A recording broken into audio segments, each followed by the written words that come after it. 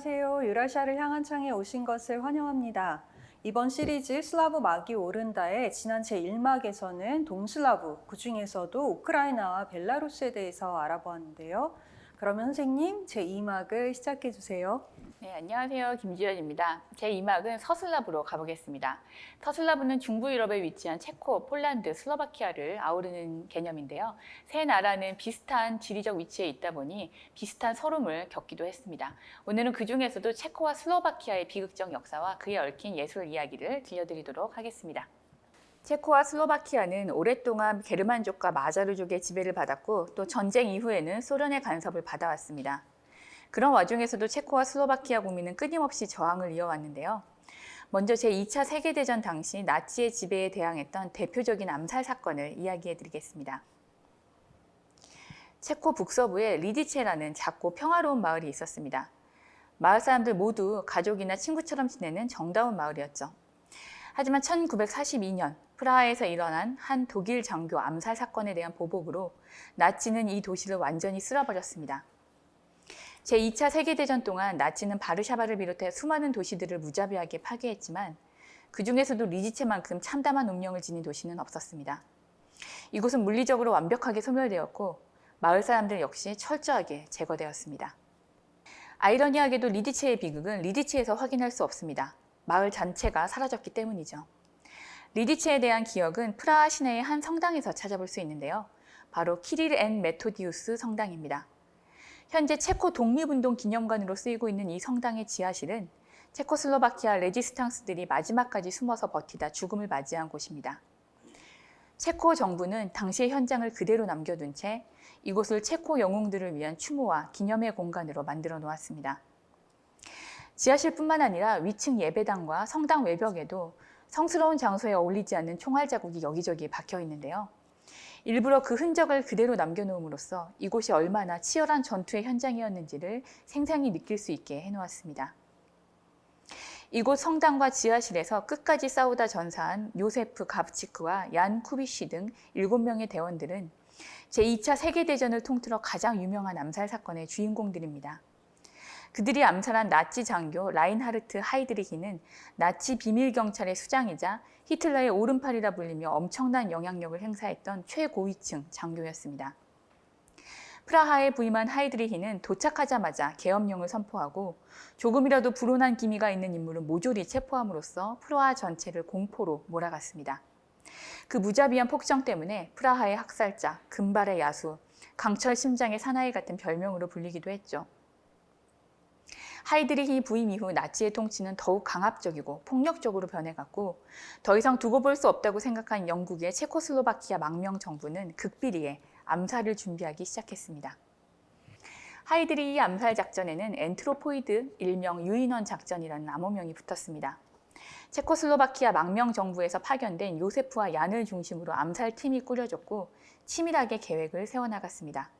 그리고 1942년 5월 27일 마침내 거사의 날이 밝았습니다. 출근길에 암살대원과 마주친 하이드리히는 총에 맞지는 않았지만 수류탄 파편이 몸에 박혀 며칠 뒤 폐혈증으로 사망했습니다.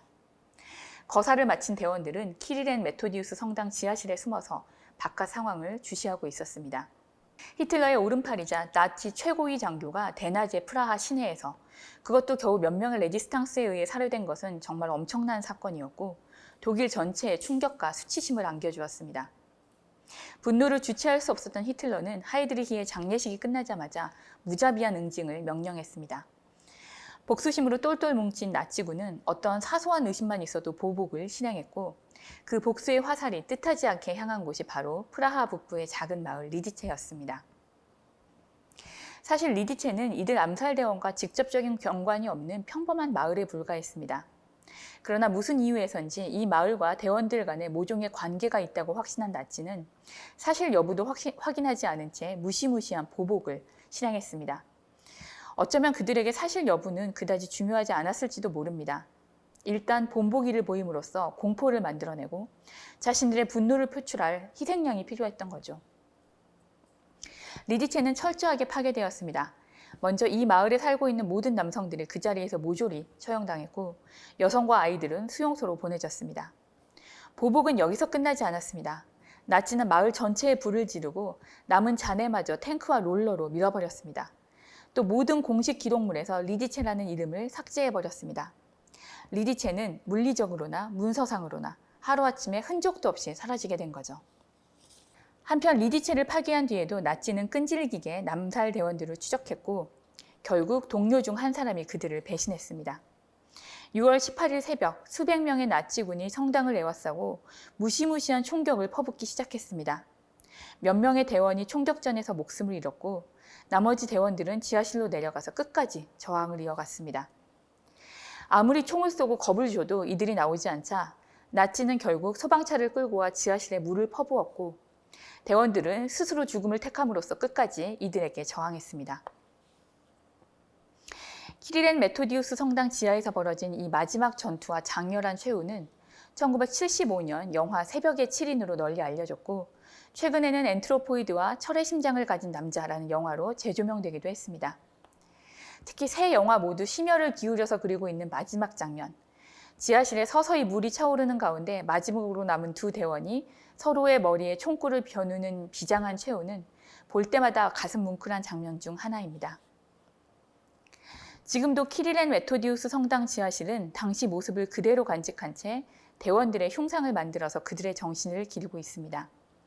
밀고자가 지하실 뚜껑을 열고 대원들에게 투항하라고 소리쳤던 입구와 물이 쏟아졌던 지하실의 환기구도 그때 모습 그대로입니다.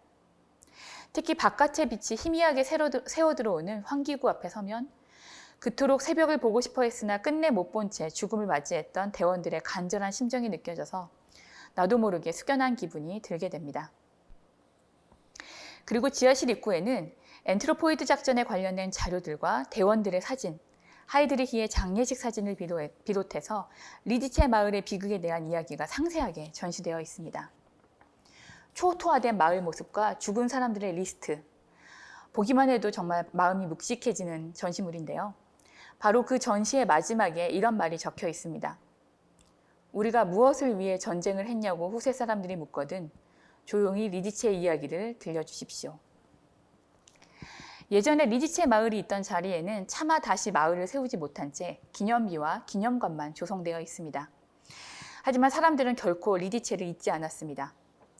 리디체의 비극은 체코만이 아니라 전 세계를 울리고 단결시킨 하나의 힘이었습니다. 리디체 사건 이후 유럽과 미국 등 많은 나라에서는 자신들의 거리나 마을 이름을 리디체로 바꾸었고 사람들은 새로 태어난 자기 딸에게 리디체라는 이름을 지어주었습니다. 이 전통은 지금도 이어지고 있는데요. 실제로 최근에 만들어진 체코 영화 리디체의 마지막 크레딧 영상을 보면 리디체라는 이름을 가진 전 세계 수많은 사람들의 사진이 끝도 없이 이어집니다. 그리고 몇몇 사진에서는 그들이 자신의 이름을 자랑스럽게 여긴다는 문구를 들고 있기도 합니다. 리디체라는 마을은 완전히 사라져버렸지만 저렇게 다양한 국적을 지닌 리디체들이 지금도 어딘가에서 살아가면서 생명력을 이어가고 있다는 것. 엄청난 무기와 폭력으로 한 도시를 물리적으로 파괴할 수는 있어도 그곳에 살던 사람들의 기억과 정신은 결코 파괴할 수 없다는 것을 리디체의 비극에서 새삼 확인하게 됩니다. 한편 나치의 지배에서 간신히 벗어난 체코슬로바키아는 소련의 강력한 간섭을 받으면서 이른바 철의 장막에 속하게 됩니다. 처음에는 모두가 평등한 사회를 표방하며 한마음 한뜻으로 나아가는 듯 했지만 점차 소련의 간섭과 공산당 독재가 심해지면서 체코슬로바키아 국민의 불만이 커졌고 이를 누르려는 정부와 갈등이 깊어졌습니다. 이런 상황에서 1968년 1월 새 총리로 선출된 둡체크가 인간의 얼굴을 한 사회주의라는 슬로건을 내세우면서 일련의 개혁을 시도했습니다. 사회주의 자체를 거부한 것은 아니었지만 둡체크는 검열을 폐지하고 언론과 출판의 자유를 보장하는 등 국민의 숨통을 터주는 온건한 정책을 펼쳤습니다. 체코슬로바키아 국민은 뜨겁게 환영했지만 소련으로서는 이러한 변화가 주변의 다른 공산권 국가들에게 미칠 영향을 걱정할 수밖에 없었습니다. 지속적으로 둡체크에게 압력을 넣어도 반응이 없자 소련은 강력한 응징을 준비했습니다. 1968년 8월, 평소와 똑같이 출근 중이던 프라하의 시민들은 그 자리에 우뚝 멈춰설 수밖에 없었습니다. 육중한 소리를 내며 지나가는 거대한 탱크의 행렬이 프라하 도심 한복판을 장악하고 있었던 것입니다. 어떤 경고나 선전포고도 없이 갑작스레 들이닥친 탱크 부대에는 무장한 소련 군인들이 무표정하게 앉아 있었습니다. 도심 한복판으로 무작정 밀고 들어온 소련군의 탱크에 시민들은 인간벽을 만들면서 강경하게 맞섰지만 무자비한 발포와 진압으로 인해 도시는 피로 얼룩지고 수많은 사상자가 생겨났습니다. 당시 서구의 외신들이 이 소식을 전하면서 과연 프라하에 봄은 올 것인가? 라고 헤드라인을 뽑은 데서 1968년에 이 역사적 사건들은 프라하의 봄이란 이름으로 불리게 됐습니다. 시민들의 끈질긴 저항에도 불구하고 결국 소련은 둡체크 정권을 실각시켰고 인간의 얼굴을 한 사회주의는 실패로 돌아갔습니다. 이후 체코슬로바키아는 전보다 더 엄격하고 혹독한 공산당의 지배를 받게 됩니다. 학생과 작가, 예술가 같은 지식인 계급은 당의 지속적인 감시를 받았고 조금이라도 불온한 낌새가 느껴지면 곧장 체포되거나 정신개조를 위한 강제 노동에 동원되었습니다. 무겁게 짓누르는 정부의 탄압과 꺾여버린 희망, 어둡고 긴 터널과 같았던 이 시기는 역설적으로 체코의 문학, 연극, 영화 등 모든 예술 장르에 깊은 영향을 주면서 위대한 작품들을 꽃피워냈습니다. 밀란 쿤데라의 대표작 참을 수 없는 존재의 가벼움과 바칠라프 하벨의 희곡들, 주리의 종달새 같은 이르지 멘델의 영화, 또 보흐밀 흐라발의 소설같이 근현대 체코 예술을 대표하는 수많은 작품들이 이 시기를 그리고 있습니다. 한편 1969년에는 꽃다운 청년들이 암울한 시대에 맞서 온몸을 불태웠습니다. 처음 분신으로 목숨을 잃은 얀 팔라흐가 죽기 전 마지막으로 남긴 말은 자신의 분신이 소련에 저항하는 행위가 아니라 체코 국민들이 결코 자유를 포기하지 않도록 일깨우기 위한 것이란 이야기였습니다. 실제로 그의 죽음 이후 많은 이들이 단식 투쟁을 하고 시위를 조직하면서 그를 기렸습니다. 얀 자이츠란 청년은 얀 팔라흐의 뜻을 기르기 위해 그가 죽은 바로 그 자리에서 자신의 몸을 불태우기도 했죠. 지금도 바칠라프 광장의 초입 얀 팔라흐와 얀 자이츠가 뜨겁게 쓰러져간 자리에는 그들을 추모하는 십자가 비석이 세워져 있고 그들을 기억하고 기리는 꽃송이들이 수북히 쌓여 있습니다. 1989년 바칠라프 광장은 또 한 번 중대한 역사의 현장이 되었습니다. 국내외적인 위기 속에서 소련은 흔들리고 있었고 더 이상 동구권 국가들에게 강한 영향력을 행사할 수 없었습니다. 사회주의 이념 자체가 희미해지는 가운데 베를린 장벽이 무너졌고 이를 신호로 동유럽 사회주의 국가들이 하나둘 민주화 운동을 통해 이른바 철의 장막을 부수기 시작했습니다. 가장 먼저 민주화에 성공한 나라는 폴란드였습니다. 옆 나라인 체코슬로바키아도 가만히 있을 수 없었죠.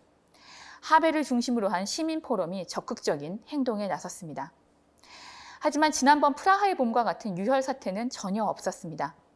시민 포럼은 평화적인 시위와 파업을 이끌면서 이미 무력화된 공산권 정권과 대화를 이어갔습니다. 결국 체코의 공산주의 마지막 대통령이 물러나고 하벨이 만장일치로 새 대통령에 선출됐습니다. 그날 밤 수많은 프라하 시민들이 바칠라프 광장에 모여 이 역사적 순간을 기념했습니다. 1989년의 민주화 운동은 어떤 무력 충돌도 없이 매끄럽게 정권 교체에 성공했다고 해서 벨벳 혁명이라 불리지만 사실 이는 국민들이 1968년의 탱크와 치열한 저항을 잊지 않고 이어왔기에 가능한 일이었습니다. 지금도 프라하에서는 암울했던 과거를 떠올리게 하는 기념비와 조각공원을 곳곳에서 만날 수 있고 당시를 기억하는 사진전이 끊이지 않고 열립니다. 프라하 공산주의 박물관의 전시실 한쪽 벽에는 공산당 독재 기간 동안 희생된 체코슬로바키아 국민의 숫자가 가득 적혀 있습니다. 비록 숫자이기는 하지만 이들 하나하나를 모두 잊지 않겠다는 그들의 의지가 도시 곳곳에 여전히 새겨져 있습니다. 네, 제2막은 이렇게 체코와 슬로바키아의 비극적인 역사와 이야기에 초점을 맞추어서 소개해 보았습니다. 다음 제3막에서는 같은 서슬라브에 속하는 폴란드의 이야기를 들려드리도록 하겠습니다. 감사합니다.